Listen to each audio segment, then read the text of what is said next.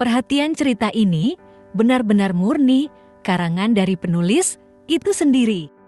Jadi apabila ada kesamaan antara nama tokoh karakter ataupun latar itu hanya faktor ketidaksengajaan. Shaka's future. Wife Asha.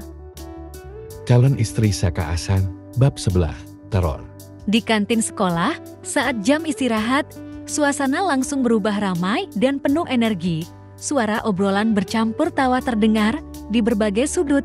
Anak-anak duduk berkelompok di bangku panjang atau berdiri mengantri di depan kios-kios yang menjual berbagai makanan. Beberapa siswa terlihat asyik makan sambil bercerita tentang pelajaran yang baru saja selesai atau merencanakan kegiatan setelah sekolah. Ada yang tertawa lepas mendengar cerita lucu dari temannya. Sementara di sisi lain, sekumpulan siswa sibuk membuka buku, berusaha menuntaskan tugas sambil makan. Penjual di stan sibuk melayani siswa satu persatu, mengingat-ingat pesanan dan berusaha bergerak cepat. Suasana kantin tiba-tiba senyap saat segerombolan most wanted memasuki area kafetaria yang berada di lantai 3 ini. Walau kafetaria ini dikhususkan untuk anak-anak, kelas 11 adik kelas atau kakak kelas juga bebas keluar masuk untuk makan di sini, begitu juga sebaliknya. Bisik-bisik mulai terdengar dan beberapa siswa menyikut temannya memberi kode untuk melihat ke arah Saka CSP yang baru saja datang. Semua mata secara alami tertuju padanya, baik dari rasa kagum, penasaran, atau sekadar ingin ikut merasakan ketegangan kecil itu. Beberapa siswa terlihat berusaha tetap tenang dan berpura-pura tidak peduli, tetapi sesekali mata mereka melirik ke arahnya. Di meja lain, sekelompok siswa saling berbisik heboh, membicarakan penampilannya, atau sekadar menebak-nebak siapa yang berani mengajaknya bicara lebih dulu. Saka CS itu dikenal sebagai bad boy-nya JLADWYN. Mereka tidak mempunyai perkumpulan atau semacam geng. Kenakalan mereka hanya sebatas bolos, tawuran yang mereka lakukan di lingkungan sekolahan. Saka, notice me. Bus Evis, aku mau jadi ning mendampingimu. Tuh up. Tuh suut mana bedak gue? Saka CS lewat gue harus tampil badai dari mereka semua. Cai yang jomblo. Terus Cai, I love you. Seka, Ali. Gerutu Greta menatap ketiga most wanted itu, khususnya Evis yang tengah tebar pesona kepada wanita-wanita centil itu. Asya CS tengah menikmati makanan yang mereka pesan di meja paling pojok. Tunangan lo tuh, tumben ke kantin sini, biasanya ke kantinnya Bu Nani, ujar Greta. Namun hingga beberapa detik kemudian depan, tak ada sahutan dari si empunya yang tengah melamun sembari terus mengaduk-aduk minumannya. Greta dan Yana saling melirik, lalu menggalang dan mengedikan bahunya acuh. Tisha, Tasya, William Eren Natasha William.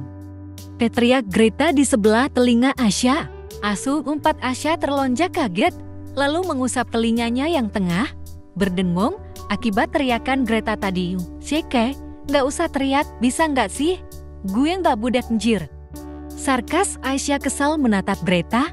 Heh, nggak budak gimana? Gue panggil-panggil, lo nggak nyaut-nyaut. Padahal kita duduk nggak lebih dari 1 meter. Asya. Greta menggertakkan giginya gemas. Hah? Iya kah? Jawab Asya bak orang linglung. Gue perhatiin lo dari tadi melamun terus.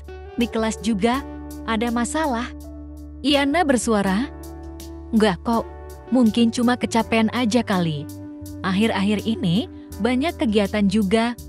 Jawabnya terus tersenyum. Sayang, teriak Saka dari kejauhan memanggil sang kekasih. Saka melambaikan tangannya. Gembira, namun beberapa detik kemudian senyumnya memudar saat tak mendapatkan respon dari sang kekasih. Ceka, dicuekin tuh. Goda Evis terkekeh menertawakan Saka. Saka berdecak kesan, berjalan menghampiri sang kekasih dengan ekspresi cemberut, diikuti Evis dan Cai belakang. Sayangin, teriak Saka sedikit meninggikan suaranya, hingga membuat Asya terlonjak kaget untuk yang kesekian kalinya. Saka, kok di sini? Tanya Asya bingung. Lalu Saka melongo dengan ucapan Asya itu semakin dibuat kesal olehnya. Aku kan tadi udah bilang di chat, kalau aku mau makan di sini sama kamu. Ujar Saka. Asya menggaruk kepalanya yang tak gatal, lalu meringis, maaf aku belum sempat cek ponsel.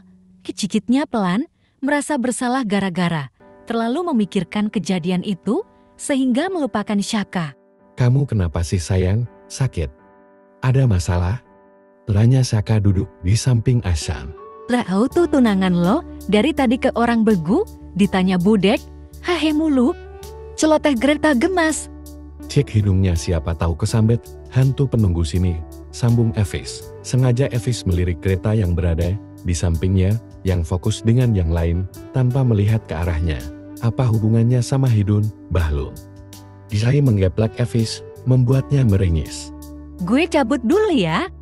Tiba-tiba Greta berdiri dengan kasar hingga kursi miliknya terjungkal ke belakang. Muak rasanya melihat Evis di depan kedua bola matanya. Kemana ta? Teriak Yana. Perpus. Jawab Greta tanpa menoleh, meninggalkan Greta yang sudah menghilang di balik tembok kafetaria. Suasana menjadi canggung. Spontan mereka pun semakin menjadi perhatian. Lantaran apa yang dilakukan oleh Greta barusan? Banyak bisik-bisik terdengar dengan asumsi mereka sendiri. Termasuk Evis yang semakin hari semakin merasa bersalah. Bohong jika ia tak mencintai Greta, dia masih mencintainya sampai detik ini. Kejar dan jelaskan, jangan membiarkan masalah ini berkelanjutan dengan salah paham, atau lo akan benar-benar kehilangan dia untuk selamanya. Kemarin lo bisa adu bakat sama dia, sekarang dia bahkan enggan untuk berada di dekat lo. Terceletuk tiba-tiba Asya. Padahal tadi ke orang bego, sekarang sok jadi motivator. Kadang sifat Asya seperti bunglon begini. Ucapan Asya membuat Evis merasa tertampar. Dengan hal ini, dia diam layaknya patung. Otaknya berkelana jauh ke antah berantah. Di memori otaknya bakaset rusak kejadian dahulu muncul lagi di pikirannya. Dia mah bebal Sya, biarinlah nanti menyesal sendiri, mampus. Celetuk Cai yang juga sebenarnya gemas dengan hubungan Greta dan Evis yang dimana mereka itu masih belum move on sama lain. Tetapi ego mereka yang melebihi tinggi surga Firdaus itu. Apaan sih yang, kamu nggak usah ngurusin dia dan aku lebih penting. Renyeknya mendusel ke perut ramping Asya. Asya menunduk menatap wajah tampan yang tampak menggemaskan itu. Tangannya terulur mengusap rambut sang tunangan. Mau makan? Tanyanya lembut. Kucing Persia itu mengangguk. Cie, mual gue, sok imut banget. Cibir Evis dengan terang-terangan. Punya tunangan mah bebas. Mau mesra-mesraan, mau cium-ciuman, atau mau Plak, sakit yan. Renyek Saka ketika mulutnya ditabok sang tunangan, membuat tawa. Kedua sahabatnya meledak. Lo juga Burhan. Dim, gak usah berisik. Sarkas Asya dengan tajamnya membuat ketiga cawak tampan itu kicip mengatupkan mulutnya rapat-rapat ketika Asya mengeluarkan taring dan mata tajamnya.